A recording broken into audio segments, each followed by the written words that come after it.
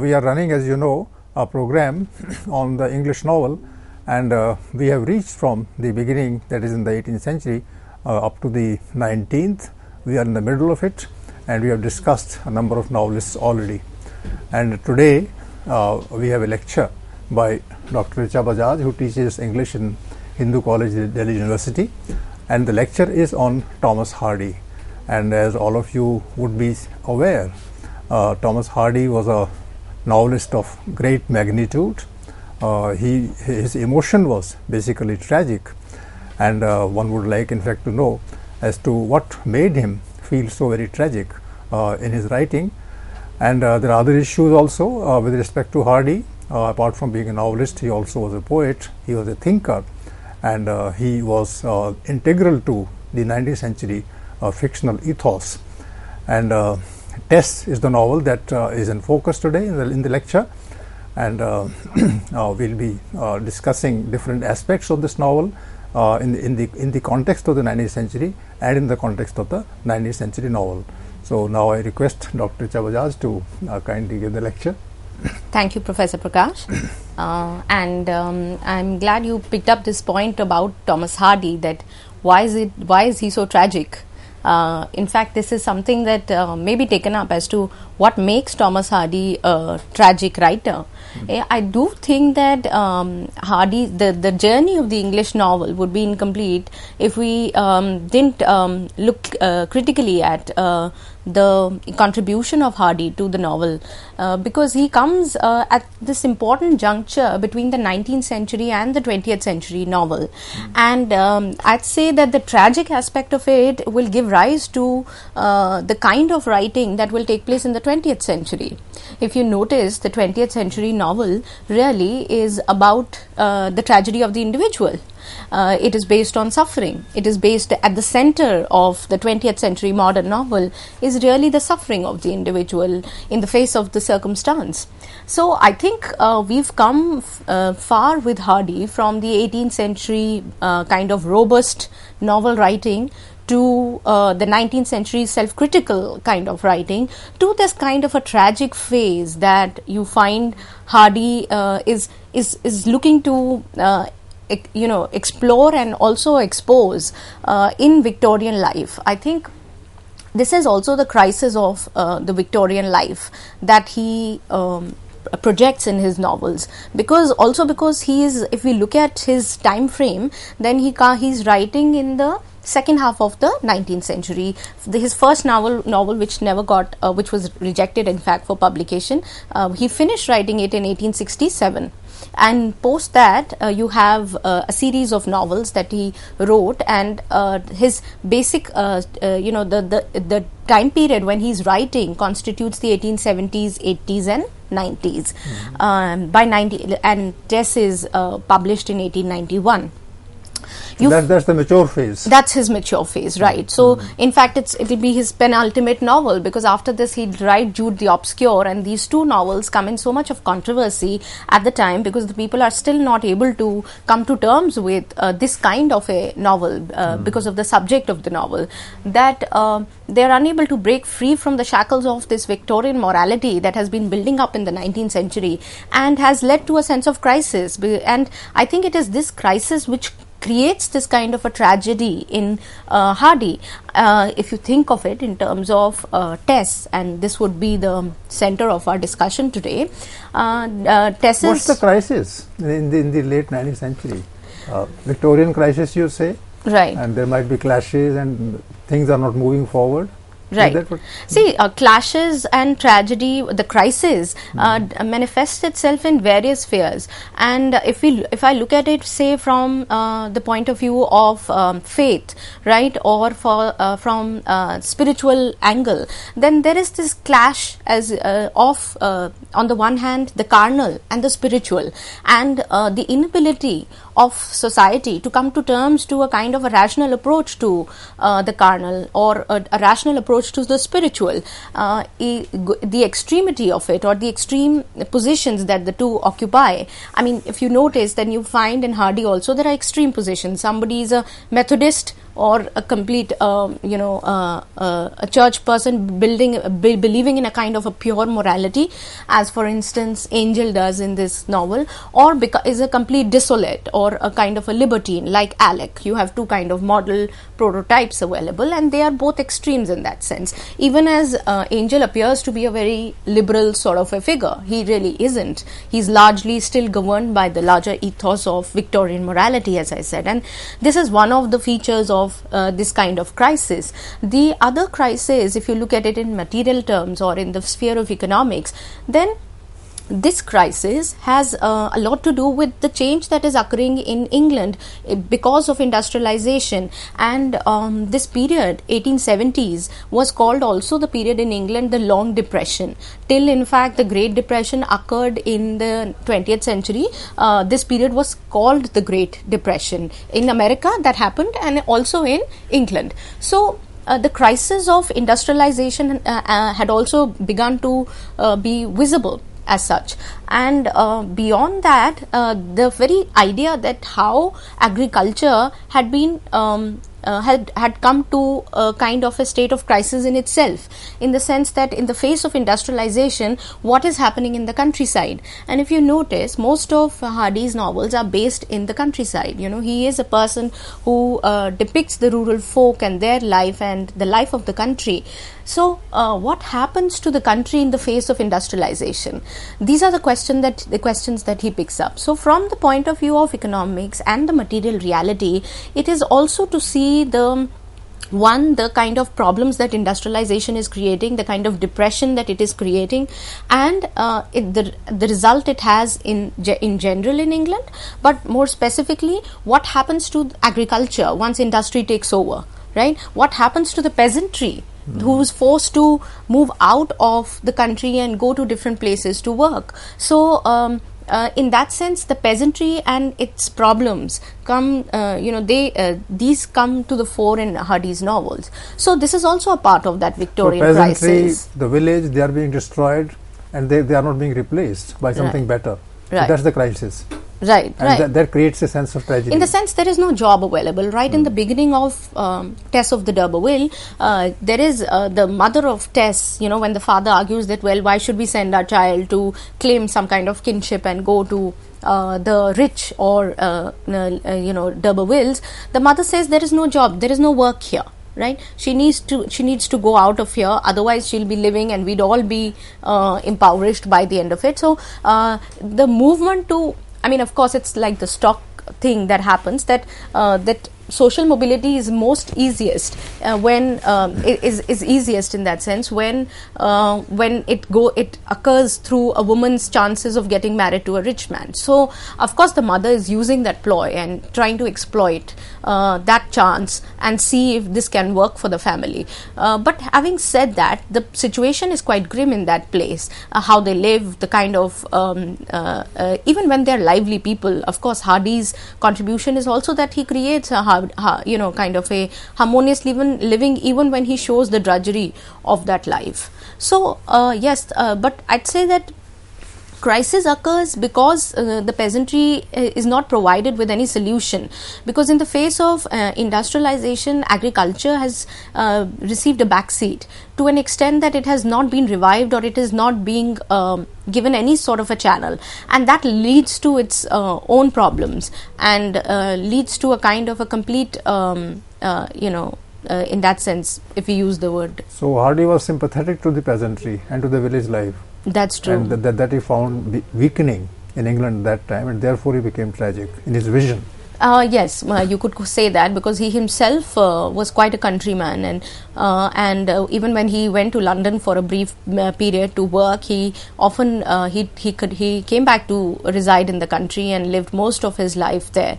So he is a country person in that sense, and it is true that he was talking about this kind of a stalemate that England had reached in terms of agriculture, and no new policies were being framed at the time to further it or to give it some kind of a fillip. That is well explained.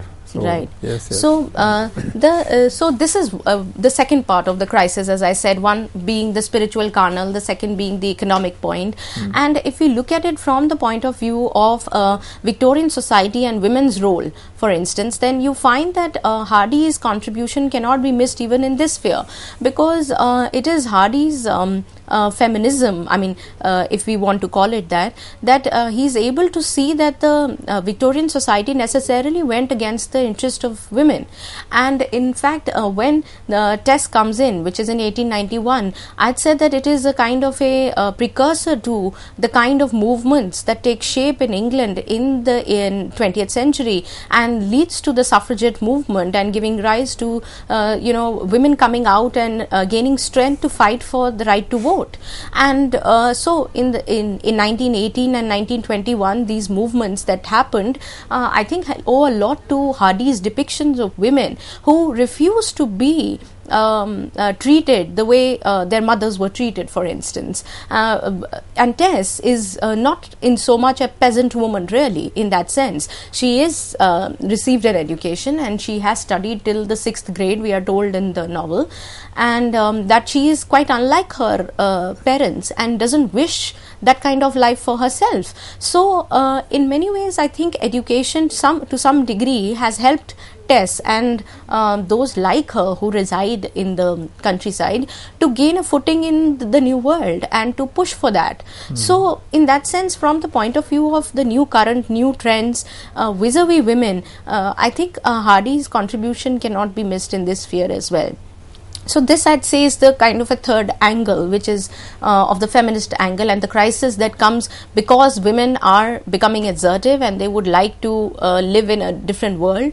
For instance, when in the novel Tess is with child and she has she delivers a child outside of marriage, then she is breaking the norms of society very much, and Hardy tells her that she had broken the norms of society, and by becoming a mother while she was just a maiden till the other day. So those rules are being broken, and of course she's not been accepted, or it's therefore, and this led to the larger kind of a controversy around the very title or the subtitle of the novel, which says Tess of the D'Urberville is the title, and the subtitle of the novel is A Pure Woman Faithfully Presented. Now, if you look at Tess, then Tess is really the fallen woman, and was seen as the fallen woman by the Victorian readership. In fact, his copy was his books were burnt. Hardy's books were burnt, especially Jude the Obscure, which talks about the institution of marriage, became into a lot of controversy, just as Tess did. So the idea that he is visualizing in a supposedly fallen woman, a pure woman, and he says that he's faithfully presenting the story of a pure woman. Now, the idea of purity and chastity was central to Victorian readership, again an integral part of their of Victorian morality, as we call it, right? And women's chastity and purity was almost sacred. So Hardy in a way challenges these ideas, and in fact puts across a woman who's ready to suffer and go through whatever life has to give her, because or what society makes her go through. She's ready to go through all of that without compromising on her dignity, without compromising on her sense of self. So there is a very strong sense of self in Tess, despite all the innocence that she might be seen as, despite this kind of purity, as we call it. So she may be pure and naive, and at the same time she may be gullible, yet there is a sense of strength in her character and a sense of dignity and pride that she carries despite these traits. So I think from a very feminist point of view, I'd say that Hardy would be welcomed by a feminist for portraying a character like that. Even as she is, there are instances, of course, which might be taken up and that may go against that fabric or that attitude, that whether Hardy can be seen as a precursor to, say, a feminist writer, because the idea that Tess also feels or finds herself guilty several times and unworthy has a lot to tell about how society really treats women or treated women at the time, or made them believe that because they had been she says sinned against. Tess says that she has been sexually assaulted by a male who's an upper class male, and in that situation she finds herself unworthy of marriage, unworthy of any other relationship, or unworthy of life itself. So what does it say about society and the kind of values that it has ingrained in a character like Tess, who otherwise is a strong character and is educated to some extent? She is not flippant like others, and is that a quality or in fact her flaw, that she is not able, if she were like the others, she would have gotten over it and gotten over this in her life, as her mother says in one instance in the novel. Before Tess is about to get married to Angel, her mother says that, well, there are several things that I didn't tell your father. So should Tess have taken that way of not telling the husband? If she had not revealed the truth to the husband of this unfortunate event in her life, then her life would have gone on the way any happy married life goes on. But she chooses that kind of a way. She chooses to tell the truth and face the consequences of it, whatever they may be. So that in itself makes her a different character or a central character. And in many ways, I think that the strength of this character, or this kind of she's not like a very passionate woman, but then she's moderate in her temperament, and yet there is a kind of a stern view that she has both of herself and society. So I think there are many shades to her characters yet unexplored, but largely, of course, we see Hardy in this framework of being for Tess and projecting her as the central consciousness of this novel, and seeing the novel and the life of this place from that point of view. So these are this is how I'd like to open this discussion around Hardy's novel. Let's now look at, let's go on to see the slide. If you notice, there is on the slide, you'll notice that there is a picture of Tess. Of course, it's a book cover, but just to give you a sense of the novel and the text. To move on, let's also just try and briefly see Hardy's life before we actually discuss the text. Let's just briefly see Hardy's life.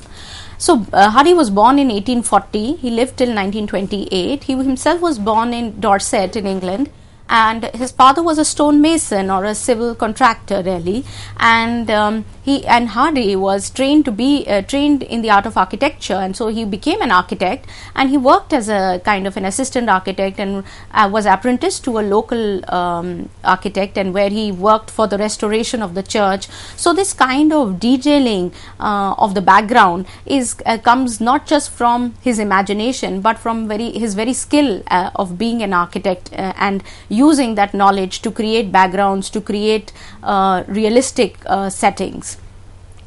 Next, let's look at his life a bit. He moved to London in 1862, but never felt home at the place, and therefore he returned to the country and spent most his life there.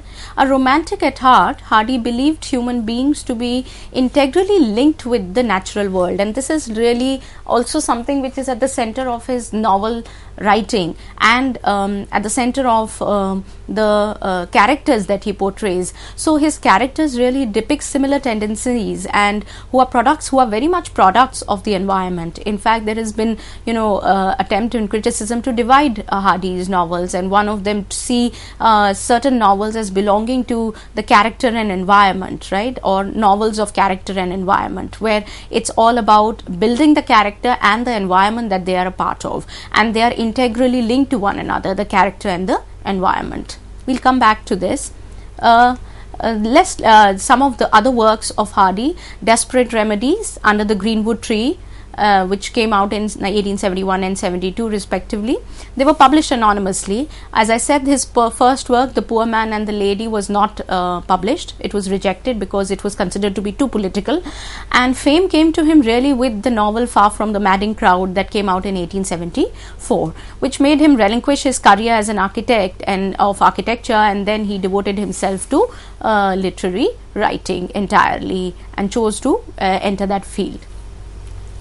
It is also in this novel, that is Far from the Madding Crowd, that you see that the west of England is, with that in mind, Hardy actually creates a very fictional setting, which is now famously known as the Wessex novels or the Wessex region. So it's a fictional setting that he uses, but it's largely known to be the west of England that he uses for his novels, and this region becomes the center of a lot of his novels. And to add some of his other novels to this list, he wrote The Return of the Native, The Mayor of the Casterbridge, The Woodlanders, Tess of the D'Urberville, and Jude the Obscure, which came out finally in 1895. After this, the last two novels earned him a lot of criticism, as I said. Tess, in fact, shook the Victorian morality of chastity and honor, and Jude the Obscure criticized the institution of marriage. And Hardy actually left writing novels and turned to poetry wholeheartedly after this incident, because he had to answer a lot of critics and write in the preface. If you just notice the different prefaces that are available to Tess, you will see that he is justifying why he used the subtitle, and he often notes that the subtitle has earned more criticism than the actual novel. So these debates made Hardy really think of an alternate mode of expressing himself and leave the novel entirely. So these are some of the key points to remember about Hardy, and some of the larger issues that we'll that we've looked at around Victorian literature, the 19th century novel, the English novel, where to place Hardy. And as I said, Hardy is an important link between the 20th century modern novel and the Victorian novel that came before, that he is a part of. Friends, in this section of the lecture, we have known about the environment in which Hardy worked. It was the late 19th century, the latter half of the 19th century, and there were certain issues which were socio-ideological in nature.